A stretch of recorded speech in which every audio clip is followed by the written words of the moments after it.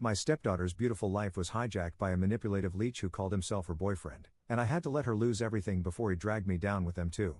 Posted by you/Peckerton Detective. I call my stepdaughter's entitled boyfriend Wreck-It Ralph, no relation to the trademark cartoon, just a coincidental naming. He has a tendency to break, ruin, or tear up everything he touches. My stepdaughter, who is actually a sweet and endearing young woman whom I love dearly, has, like many young women with self-esteem issues, allowed herself to be led astray by Ralph. In the year they've been together, she's lost everything, but at 23, she is old enough to learn her lessons without us, her parents, coming to her rescue until she gets rid of Ralph and gets back on track. When they first got together, they lived with her dad and me for a few months. It quickly became apparent that Ralph had a chip on his shoulder when it came to me. He would carry tales to my husband, causing us to argue. Despite my husband telling Ralph many times that it was my house and everything in it was mine, Ralph would keep asking my husband, not me, if he could have this or that, and that's if he even asked. He kept getting more and more animals despite us telling him no more. Neither of them were taking care of the ones they had. They weren't buying dog or cat food or cat litter, we were. They weren't picking up the messes or training the animals, allowing them to tear up our belongings. Marijuana is legal in our state, and there is a dispensary in our town. The only work these two would do was door delivery, her job with a daily payout, just to get enough money for Ralph to make a purchase at the dispensary every day, along with eating at fast food restaurants. Ralph's chip on his shoulder when it came to me was so evident that one night, they brought my husband a soda, walking in the back door right past me, calling out loudly, "We got you a X, his favorite soft drink," to my husband in the living room, completely ignoring me. Another example, my stepdaughter asked if she could use my debit card to get the four of us drinks at a local convenience store on a hot day. My husband and I were unloading stuff from the truck and trailer in the backyard, so I said yes. However, when checking my account, I saw they had spent $20 on food for Ralph without asking. The end came when I told them they had to replace the bedroom door their dog had chewed the bottom out of and refused to allow the pit bull mix they wanted to rescue, even though it had a bite history, to enter my home. They moved to my stepdaughter's mother's home at that point. During their time there, my stepdaughter kept getting tickets in her car, which is only registered to my husband. They weren't paying their insurance, which I had set up for my stepdaughter, paying the startup costs out of my own money when they lived with us, and didn't renew the plates. Now, her license is suspended, and it cost my husband and me $600 to get the plates, again in his name only, unsuspended. Plus, they had damaged the car and it needed repairs. So he took it from them. Before her license was suspended, but after the police took the plates from her car, my husband let her use his truck, which was on my insurance policy. Ralph drove it, even though he has no license, and blew the motor. It is now sitting and can't be used. I told my husband I would put the car on my insurance for him, but only if he drove it. If he returned it to them, I would cancel the insurance, and I've stood by that. Nevertheless, Ralph called daily demanding my husband return the car to them once it was legal and fixed. After 3 weeks, my husband finally said, "Look, you dumbass, I don't know what it is that you think you're trying to accomplish here, but you're not demanding anything from me and you're not getting the car back. I may have originally bought it for her before she got with you, but it is my car in my name, and I'm keeping it in lieu of the truck you ruined. Don't call me again about the car. Got it?" We had been hearing about ongoing disputes between my husband's ex and Ralph. Things got so bad that Ralph told my husband's ex-wife to pack her crap and get the FCK out of her own home. Another time, he told her to shut the FCK up and remember who she's talking to. So we all decided it was time to let our daughter hit rock bottom since she wasn't seeing how Ralph had taken her from being a sweet, lovable, well-liked, and responsible girl in a college nursing program to this person with a criminal history and no prospects at the moment. My husband's ex-wife moved in with her boyfriend, turned the power off at the home she had been renting, and told her former landlord, whom she was actually longtime friends with, that she wouldn't allow it to affect their friendship if he evicted them for squatting, since neither was on her lease to begin with. When my stepdaughter called wanting to come back, my husband told her she could, but Ralph could not. Now they are staying at a homeless shelter in the town where Ralph's mom lives, and even she won't let them live with her. We hate to see her go through this, but this entitled prick she won't let go of has really brought her down, and she can do so much better. This guy actually told us once he couldn't work at a factory that he interviewed at because it was climate controlled and his heart condition won't allow that, then argued with me and my husband that climate controlled meant controlled by the climate, so it was hot in summer and cold in winter. We haven't seen him hold a job or do anything useful or productive since they've been together, just demand from and use the people who love the girl he's become a Klingon to. Top/relevant comments. Commenter. You are doing the right thing but must be heartbroken for her current situation. Curious to know, what happened to all the pets? Ops response. Well, the saddest pet story is the one regarding her beloved Pomeranian that she's had for about 8 years, I believe. My husband had gotten him for her before we met, and she was pretty attached to him. My husband and I were not aware that they could only have one animal there, and naturally, they had to choose his pit mix pup over any other animal. In what I can't help but feel was a calculated move on his part, Ralph convinced her to leave Bumper, who was full-blooded and AKC registered, with his sister, who we feel sold him. When my husband found out where Bumper was, he told her to bring him to us, but by then it was too late, and Ralph's sister was smugly arrogant about they abandoned him. I surrendered him to the shelter. My husband and I both called all the shelters in a surrounding 3-county radius, which encompasses a large metro area in the state next to ours, as we live near the state line, to no avail. No dog matching his description has passed through any of their shelters in the previous 90 days.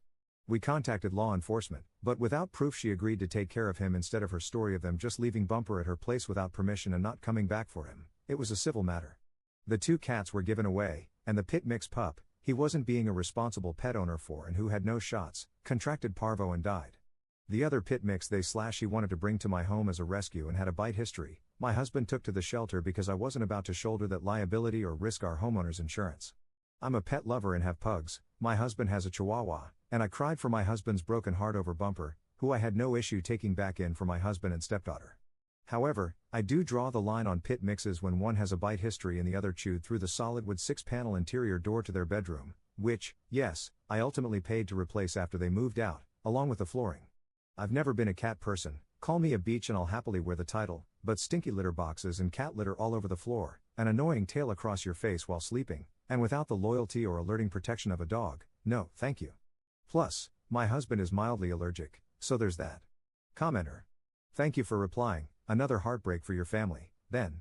Ralph sounds truly awful, as does his sister. Do you have any way of seeing your daughter on her own just to reassure her that you mean it when you say she doesn't have to live like this? Ops response. I wish.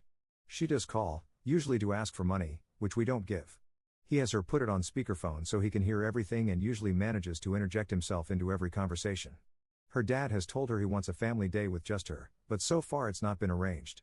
Her friends have called us worried. One tried telling her to get rid of him when they were alone in the car one day, and all she did was stare straight ahead out the windshield without acknowledging what her friend was saying. Her dad and I know she knows, but we also see where she's frozen in fear of leaving him. I don't believe it's fear of abuse, I think it's fear of not having anyone and fear of being less than her siblings and peers. Out of my husband's and my children, as well as her mother's children, she's now the only one not committed, settled, and a parent, except her sister from her mom who is intellectually disabled and institutionalized, so this sibling doesn't count in terms of this level of sibling self-worth, even though she's not the youngest.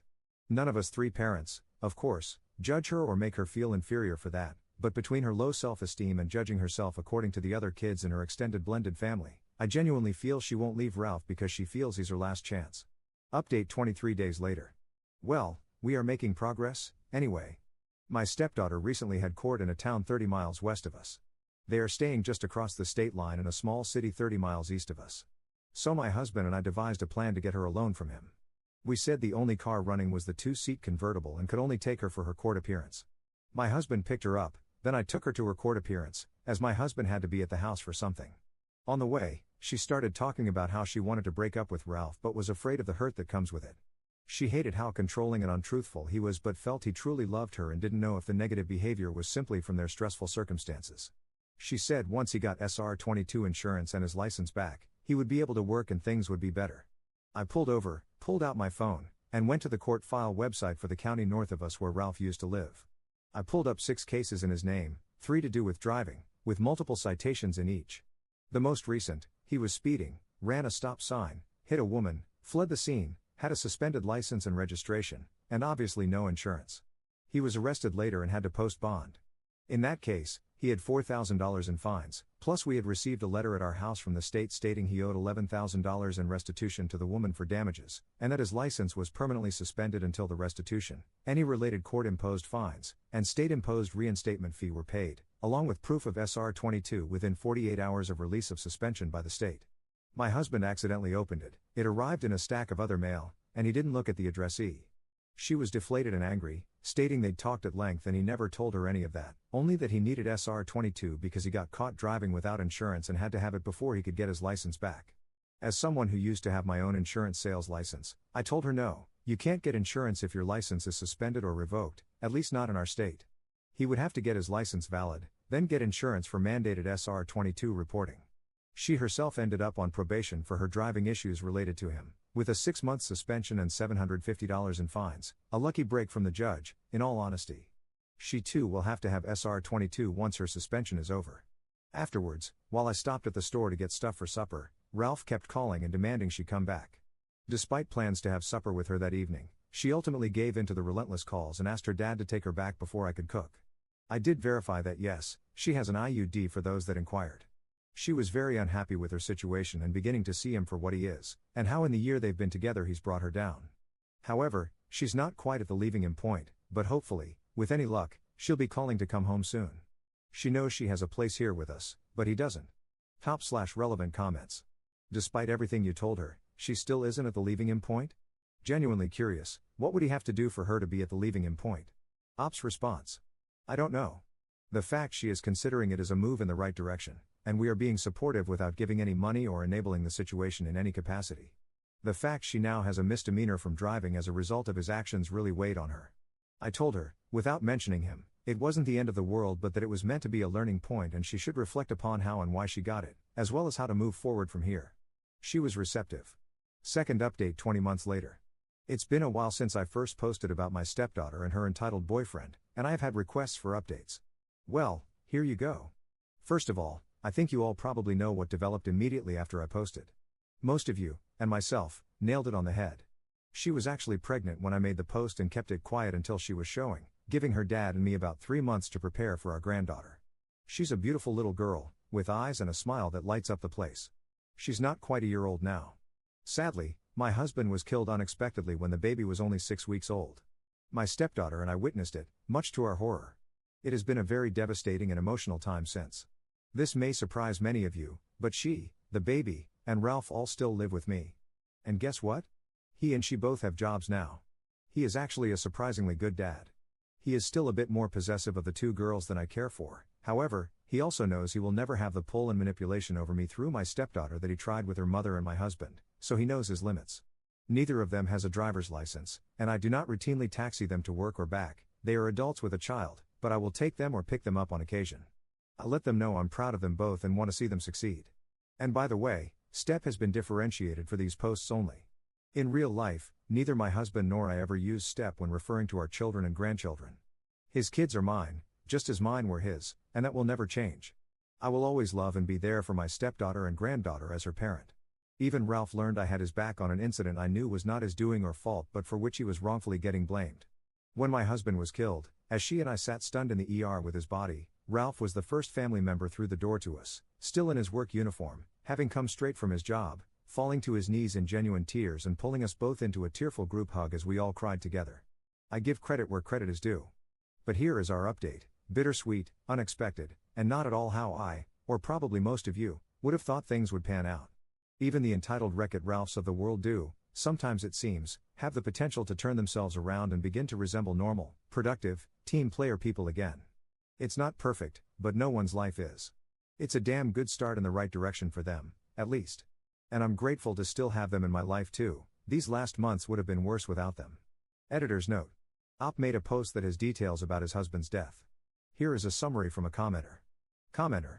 If you read it, it's long and graphically describes his bloody, battered corpse.